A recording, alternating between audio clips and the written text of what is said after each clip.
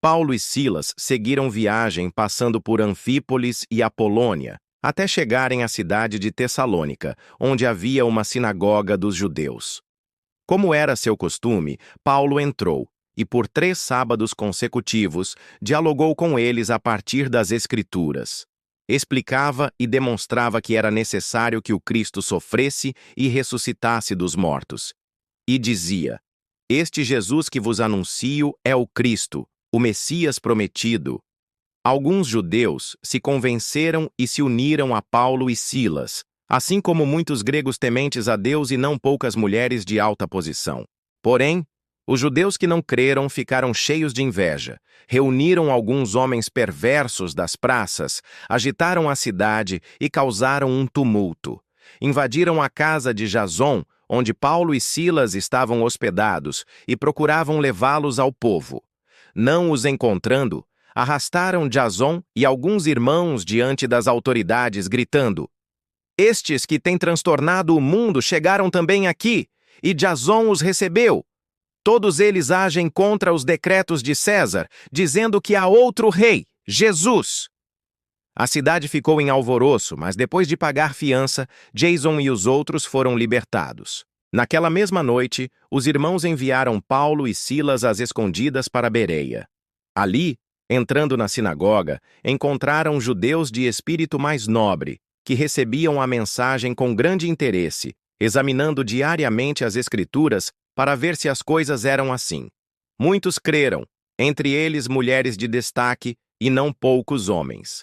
Mas, quando os judeus de Tessalônica souberam que Paulo também pregava em Bereia, foram até lá agitar a multidão. Então, os irmãos enviaram Paulo para o mar enquanto Silas e Timóteo permaneceram na cidade. Os que conduziam Paulo o levaram até Atenas. De lá, ele enviou recado para que Silas e Timóteo viessem ao seu encontro o mais depressa possível.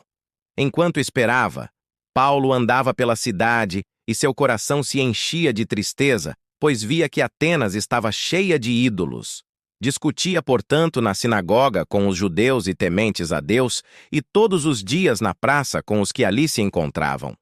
Alguns filósofos epicureus e estoicos começaram a debater com ele.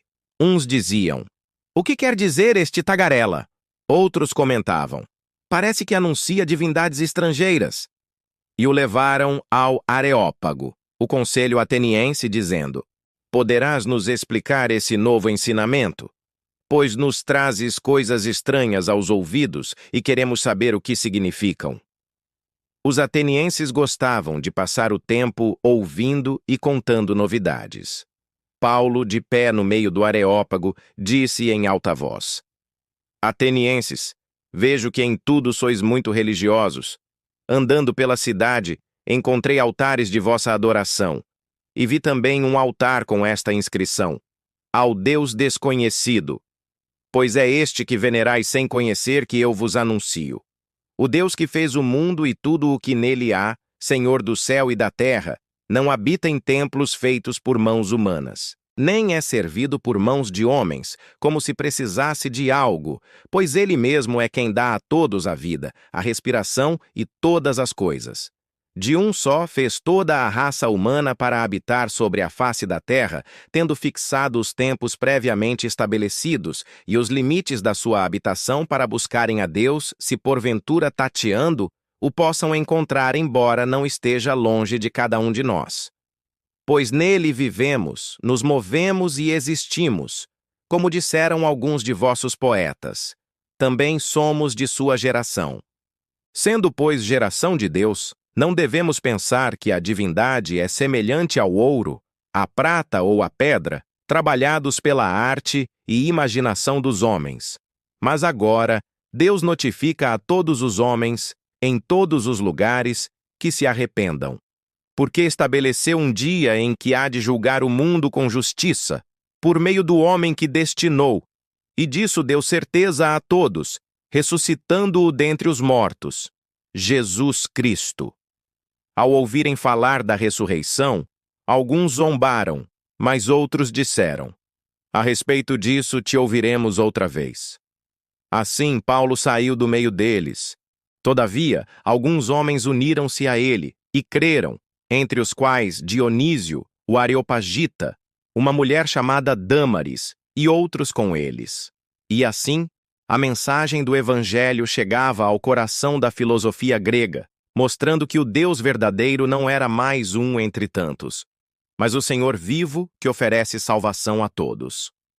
A jornada de Paulo e Silas continuou, levando-os a outras cidades e enfrentando novos desafios.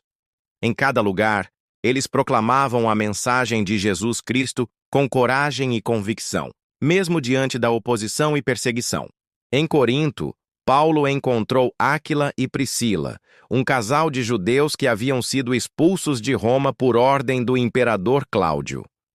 Como eram fabricantes de tendas, assim como Paulo, ele ficou com eles e trabalhava. Aos sábados, ia à sinagoga e procurava convencer tanto judeus como gregos. Quando Silas e Timóteo chegaram da Macedônia, Paulo dedicou-se inteiramente à pregação, testemunhando aos judeus que Jesus era o Cristo. Mas, como eles se opuseram e blasfemaram, Paulo sacudiu as vestes e lhes disse: "Que o vosso sangue caia sobre a vossa cabeça. Estou limpo. De agora em diante, vou para os gentios." Então, saiu dali e foi para a casa de Tício Justo, um adorador de Deus que morava ao lado da sinagoga.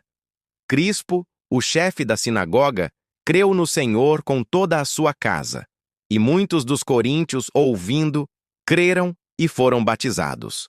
Uma noite, o Senhor disse a Paulo em visão: "Não tenhas medo. Continua falando e não te cales, pois estou contigo, e ninguém te fará mal, porquanto tenho muito povo nesta cidade." Assim, Paulo permaneceu 1 ano e meio em Corinto, ensinando entre eles a palavra de Deus.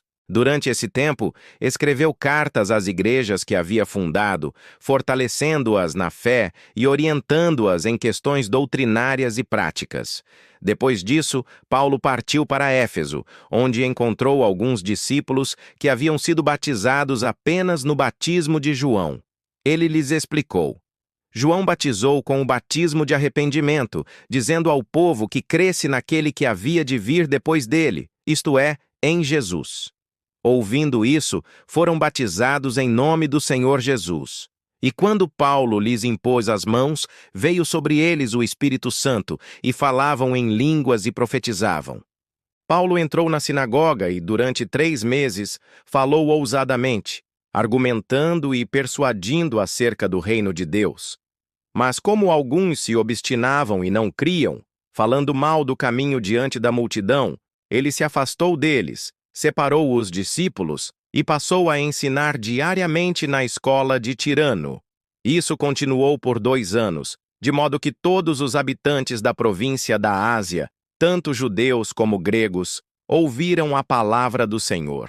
E Deus fazia milagres extraordinários por meio de Paulo, de sorte que até lenços e aventais que haviam tocado no seu corpo eram levados aos enfermos, e as doenças os deixavam, e os espíritos malignos saíam. A influência do Evangelho crescia de tal forma que muitos dos que praticavam artes mágicas trouxeram seus livros e os queimaram publicamente. Calculado o valor desses livros, chegava a 50.000 moedas de prata. Assim, a palavra do Senhor crescia e prevalecia poderosamente. Depois desses acontecimentos, Paulo decidiu ir a Jerusalém, passando pela Macedônia e Acaia. Disse ele: "Depois de haver estado ali, é necessário que eu vá também a Roma." Enviou à Macedônia 2 dos seus auxiliares, Timóteo e Erasto, enquanto ele permaneceu mais algum tempo na província da Ásia. Por essa época, houve um grande tumulto por causa do caminho. Um ourives chamado Demétrio, que fazia miniaturas em prata do templo de Ártemis, proporcionava muito lucro aos artífices.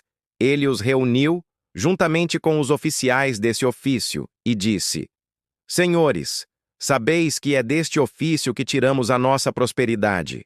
E estais vendo e ouvindo que não somente em Éfeso, mas em quase toda a província da Ásia, este Paulo tem persuadido e desviado muita gente, dizendo que não são deuses os que são feitos por mãos humanas.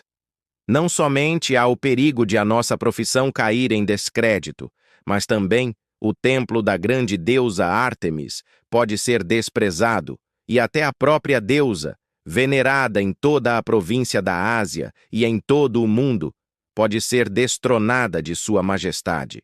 Ouvindo isso, ficaram furiosos e começaram a gritar: "Grande é a Ártemis dos Efésios!" A cidade encheu-se de confusão.